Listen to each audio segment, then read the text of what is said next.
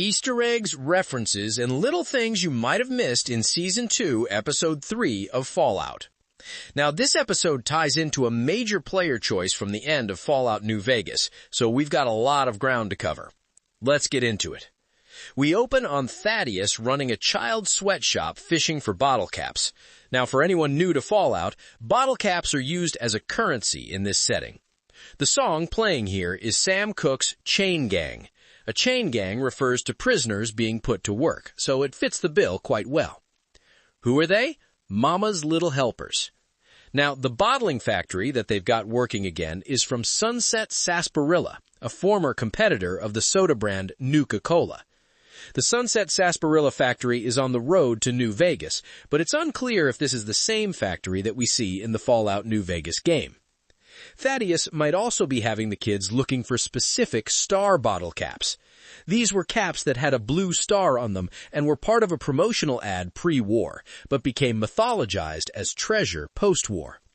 Now, a lot of these children appear to be ghouls, whereas we only really saw one ghoul child to a certain extent in the games. In Fallout 4, Kid in a Fridge is a quest where you choose to deliver a child ghoul named Billy back to his parents. Now, since ghouls can't reproduce, they would have had to have been born human and turned to ghouls when they were young. Now, this scene mirrors Hank's montage at the end of Episode 1. Both songs refer to the working man, which is a running theme in the Fallout universe. We see this in Hank and Thaddius, how they pride themselves in their work.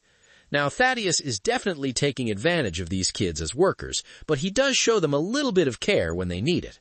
He's also not wrong that kids probably wouldn't have lasted this long in the wasteland, but it's all still an excuse to exploit them. He says that he has seen what's out there, but we know from Season 1 that Thaddius has barely experienced the outside world. This is the same excuse that Maximus gave to Drain last episode. I've seen what it's like out there. The Brotherhood is as good as it gets. I'm just trying to make it better. So we then see the Fallout logo and it appears on a bottle cap emphasizing the importance of currency and power in the wasteland. Lucy is then brought through Caesar's Legion. It's a loosely Roman Empire-inspired faction, but like we pointed out in the previous episode, their apparel is strung together by the remnants of American sports gear. The TLDDR origin of the Legion begins with 3 people exploring the Grand Canyon and getting captured by the Blackfoot tribe. One of the members, Edward Salo, saw that the tribe was inept at warfare, so he taught them how to do war efficiently, supplying them with the ancient Roman tactics. The tribe defeated their rivals and deemed Salo their leader. Now with these new tribes under his belt, he took the name Kaiser and implemented a system based on Roman military and social concepts. Now, because of their hierarchy, the slave woman is immediately executed for not returning with her legionary. She is confirmed as a slave because of the red X on her tunic. Given their response to her return, it makes us wonder why she took the trek back in the first place. Perhaps she has been there so long that she began to believe in the Legion's way, or she deemed nowhere else was safe. She is executed by this high-ranking legionnaire played by Macaulay Culkin. Now, Culkin's character resembles Legate Lanius, the military leader and second-in-command of Caesar's Legion, but the horns are pointing the wrong way, and there are some minor differences along the armor. So the credits state that he is playing a legate named Lerta, and this area that they are in also looks like Caesar's sitting place in the game New Vegas. So here you can see the trooper wearing a power armor T-45 shoulder and bracer. They intentionally bring up the pronunciation variants of the name Caesar. How dare you address the Greek Caesar? Caesar, do you mean Caesar? In the games, the pronunciation depends on who you speak to. People within the Legion pronounce it Kaiser, and that could be the original Latin Germanic way of pronouncing it. And now you come before the mighty Caesar. So Lucy corrects the Legion on their misuse of the Pan-Manctus tradition, but the Legion's social structure is an amalgamation of traditions rooted in misogyny and segregation of genders. Now the Legate then enforced the concept that the Legion is at war with other major factions to take and maintain control of the Mojave. So we see the body of Legion's first Caesar, who has finally either succumbed to his brain tumors or died by other means. The Legionnaires then tied Lucy to a cross, a very famous method of punishment used by the Romans. Now back at the hospital, when the ghoul is ripping out a chunk of rad scorpion-infected flesh, he mentions a boat's not a boat. You take out one plant, the same as it ever was. This is a spin on the Ship of Theseus paradox. In this case, he is relating the piles of wood to himself as he removes another piece of his body, both physically and emotionally. Also, a very necessary shout out to Dogmeat. What a good boy. Hey, there's only room for one good boy around these parts. You're right, buddy, I'm sorry. So we then see a flashback of Barb packing for the vaults. Now, of course, she is part of the plan, so she knows what's coming. Cooper then pauses as he leaves, contemplating Barb's motives. Even though she is part of the planning committee, maybe she wishes it didn't have to be this way. And guys, Fallout works as a show because so much of it is tied to memory. The ghoul is remembering his past life. Everyone is clinging to the memories of the world as it used to be. And that's the core of nostalgia. Hanging on to the memories that make us who we are. Like one of my favorite childhood memories was going to my grandma's house that always smelled like old treated wood in a stone fireplace.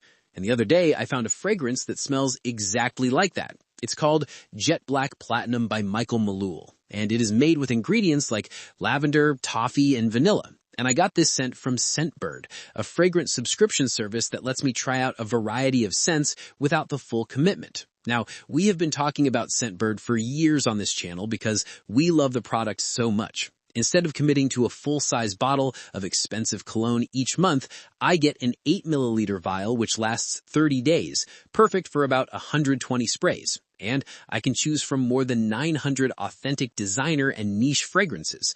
So I already mentioned the Jet Black Platinum, but my other new favorite is Santa Wood by Oak Essentials.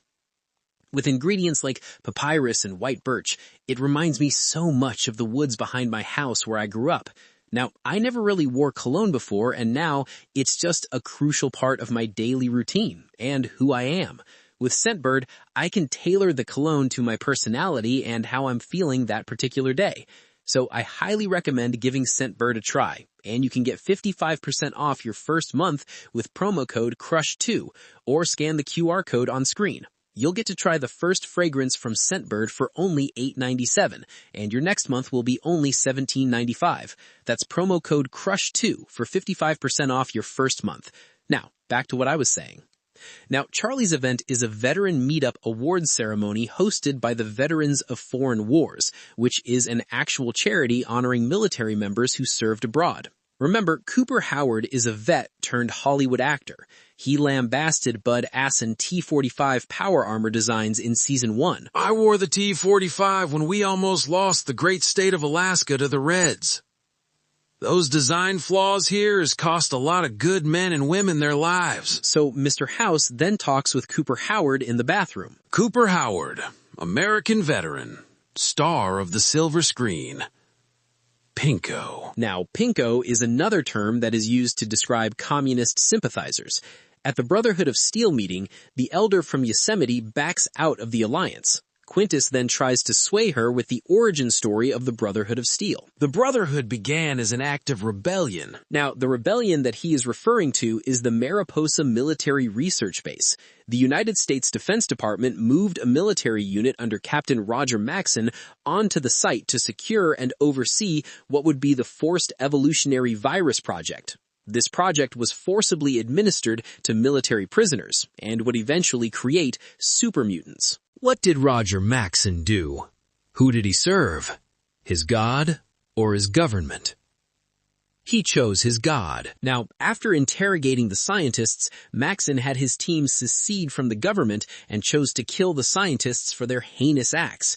Now, the team stayed at the facility doing interrogations when the bomb is filled just days later. And while it was a decent argument, the Yosemite leader reminds Quintus that she is not into the religious aspect of the boss. This shows us how fractured the chapters really are, and the show itself points out how religious the Knights of San Fernando are in comparison to other chapters of the boss. You guys have a lot of clerics, you know that. There are also mythological and ideological statues around the room. The Knights of San Fernando could be named after a place, but it's worth noting how it's named after a saint as well. So, looking behind Quintus, we see a map of the western U.S. Maxson is one of the 5 states of the NCR. This state could be named after Roger Maxson himself. On the map, we also see the Hoover Dam. Now, for those who don't know, the Hoover Dam is a pivotal location in the Fallout series, where 2 major battles between Caesar's Legion and the NCR occur to obtain massive amounts of power. Now, in the first Battle of Hoover Dam in 2277, the NCR discovers the Hoover Dam and the Legion tries to take over. The NCR doesn't surrender and gains victory, but they struggle to hold it. Meanwhile, the Legion had to rebuild. In the second Battle of Hoover Dam in 2281, the Legion and NCR go at it again, along along with Mr. House and his Securitrons, the victory ends up unknown, as it is decided based on whichever ending the player chooses. Anyway, we can see here that it's not a Legion NCR or Mr. House button on the map, but a Brotherhood of Steel logo that matches this banner here, which is interesting, indicating that whoever won the second battle of Hoover Dam lost it within the 9 years when this show happened. So, Maximus says, I could just kill him. He believes killing Xander would be fine because their cause is righteous. He's been raised on this same religious story since Quintus found him. However, Quintus reprimands him for asking this question